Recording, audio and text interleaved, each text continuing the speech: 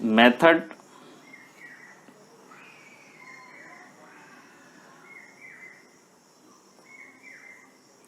methods of solving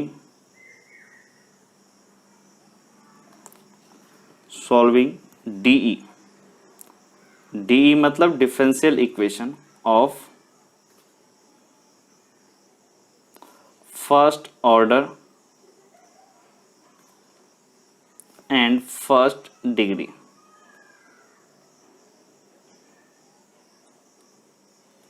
okay, मतलब एक D जिसका ऑर्डर 1 हो और डिग्री 1 हो उसको सॉल्व करें। मतलब d Y by D x पे कोई पावर नहीं होगा और ना ही इसका d square y by D x square जैसा होगा, मतलब सेकेंड डेरिवेटिव वाला टर्म नहीं होगा, फर्स्ट डेरिवेटिव ही होगा, मतलब d Y by D x होगा और इस पर कोई पावर नहीं होगा। तो इसमें सबसे पहला है आपका वेरिएबल सेपरेशन, जो इस एक्सरसाइज में पढ़ना है।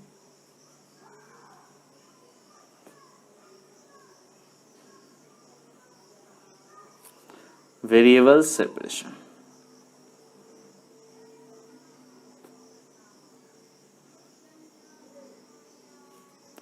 वेरिएबल सेपरेशन मतलब क्या हुआ, वेरिएबल को सेपरेट करना है। तो वेरिएबल क्या है, एक्स और वाई, उनको सेपरेट करना है। तो देखते हैं इसमें क्या करना पड़ेगा कि आपके पास D Y by D X equal to something आएगा डी में, क्योंकि इसमें पावर भी नहीं होगा ना ही इसका सेकेंड डेरिवेटिव या थर्ड डेरिवेटिव कुछ होगा, मतलब फर्स्ट डेरिवेटिव होगा इक्वल टू समथिंग होगा। अब इस समथिंग में क्या बोला, वेरिएबल सेपरेशन। तो इसमें वेरिएबल क्या है, एक्स एंड वाई, तो उस वेरिएबल एक्स एंड वाई को सेपरेट करना है। तो ये कोई फंक्शन होगा, ऐसे समझ लो F of X comma Y, D Y by D X क्या होगा, F of X comma Y का फंक्शन होगा।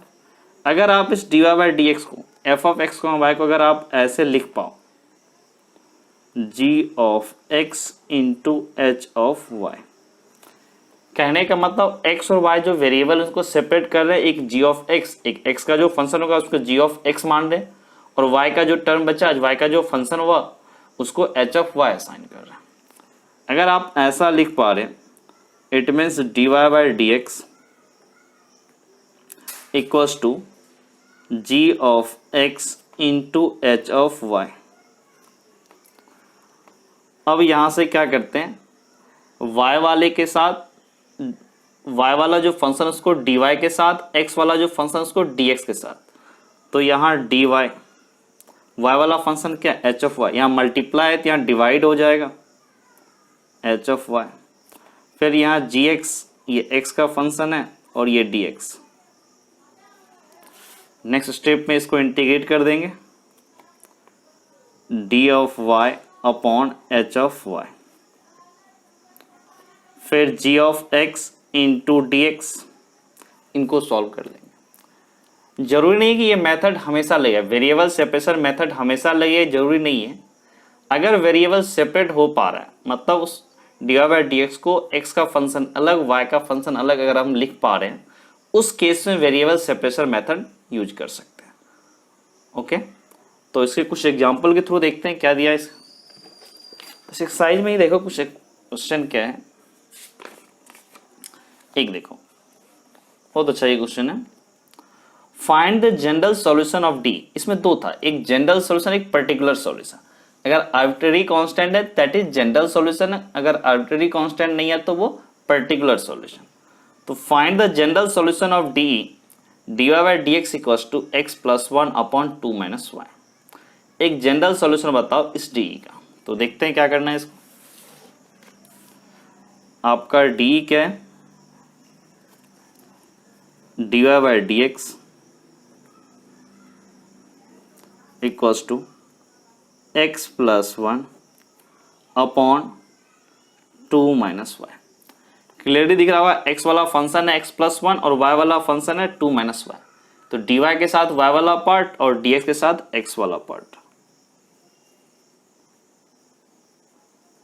This is 2 minus y into dy equals to x plus 1 into dx। अब नेक्स्ट स्टेप में इसको इंटीग्रेट कर लेंगे, this is 2 minus y into d Y,